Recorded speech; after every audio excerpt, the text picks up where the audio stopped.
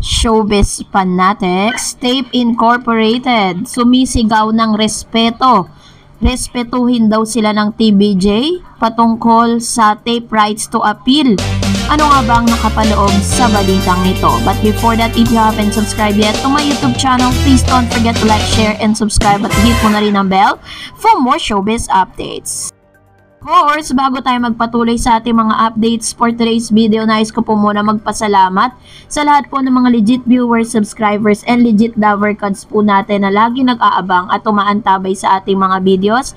Maraming salamat po. And for today's video, ito na nga, no, dahil mainit pa rin pong pinag-uusapan online at sa lahat ng social media platform, ang patungkol po dito sa nakuhang tagumpay di umano ng Itbulaga, no, yung rights nila or ng TVJ patungkol sa trademark na Itbulaga. Kasi matapos ilabas ng IPOPIL yung kanilang desisyon na ibinasura yung objection for application ng tape para sa aplikasyon ni Joey De Leon sa trademark na Itbulaga para sa Class 41.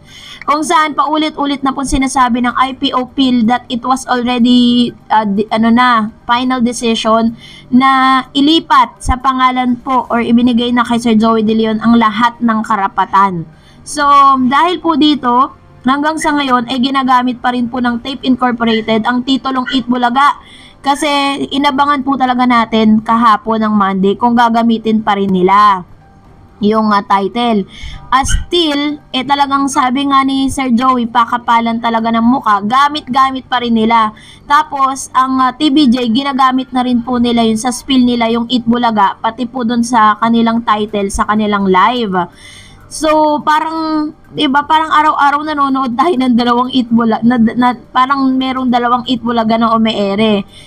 Ang kaibahan nga lang, mas maraming supporters yung original, no? Talagang pag may original, may peke, diba? Kaya tuloy sabi po dito ni Tito Sena, very soon inaayos na yung new recording and logo by January 1st. Ay yun na nga po, no, ilalabas na po nila at parang may mas malaki silang pasabog patungkol sa bagay na ito. Pero ang tanong, papayag naman kaya ang tape, no, na mangyari ito sa January? Pero may mga usap-usapan din po at parang may mga nakarating sa atin na balita na hanggang December 31 na lang sila binibigyan ng pagkakataon na magamit yung titulo dahil yun nga po, dahil naipasa na rin yung injunction, no, sa pagpapatigil sa kanila to use that name. Pero ito na nga, meron pong spokesperson says TVJ should respect. Dapat daw respetuhin daw ng TVJ ang karapatan ng tape na mag-apela. Sabi po ng bothered by lawyer injunction comment.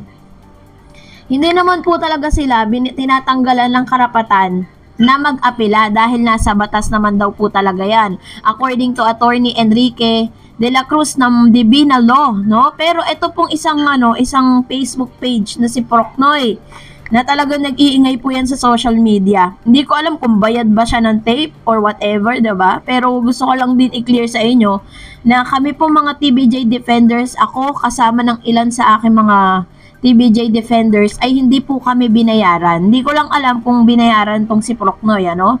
Sabi po ng isang legal counsel for the Television and Production Exponent Incorporated, Tape, the producer of noontime show Itbulaga, said Tito, Vic, and Joey De Leon, known as TVJ, should respect the company right to appeal the decision of Intellectual Property Office of the Philippines or IPOPIL. In decision dated December 4, IPOPIL Bureau of Legal Affairs granted the petition of TVJ to cancel the trademark registration of Itbulaga and EB under Tape. So, malinaw yun, diba? Itbulaga TVJ lawyers and Enrique Buco de la Cruz told that showed that under the rule tapes can appeal the decision, which is sa ilalim kasi ng rules natin, pwede pa silang umakyat hanggang sa Court of Appeals, hanggang Supreme Court.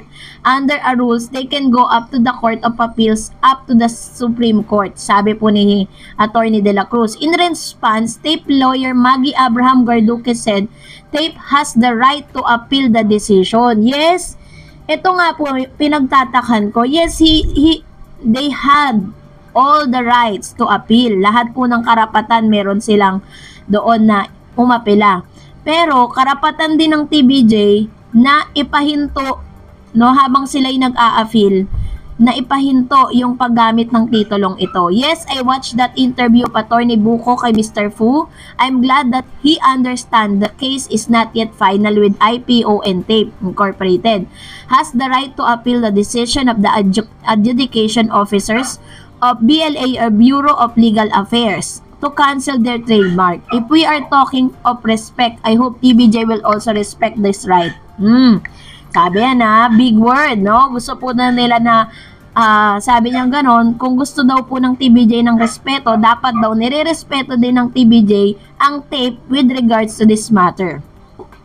To appeal the hereby not used Itbulaga while the case is on appeal, she said. De La Cruz said that they have filed injunction with the Marikina Regional Trial Court Branch 273 to stop TAPE from using the trademark Itbulaga.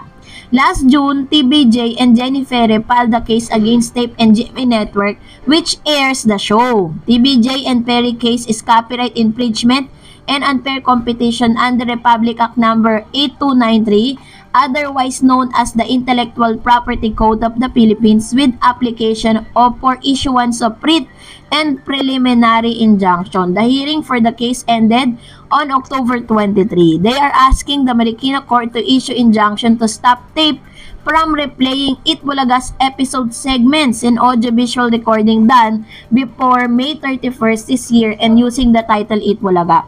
Ang pinagtatakan ko, bakit itong si Attorney Maggie Abraham Garduque, she said, na dapat daw respetuhin din daw ng TAPE incorporate ng TBJ ang TAPE.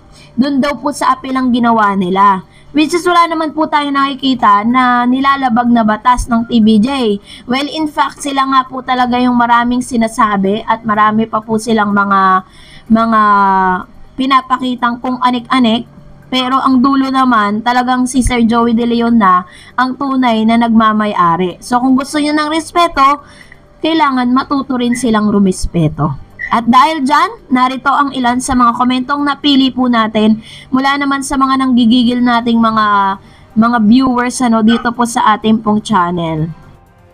Po natin ang komento na nanggaling po kay Mr. Chowking. PC, alam mo bang respeto ay parang sweldo lang na pinagtatrabahuan mo? Respect begets respect. At ang sweldo ay ang pinaghirapan mong trabahuhin, kaya naman may sweldo.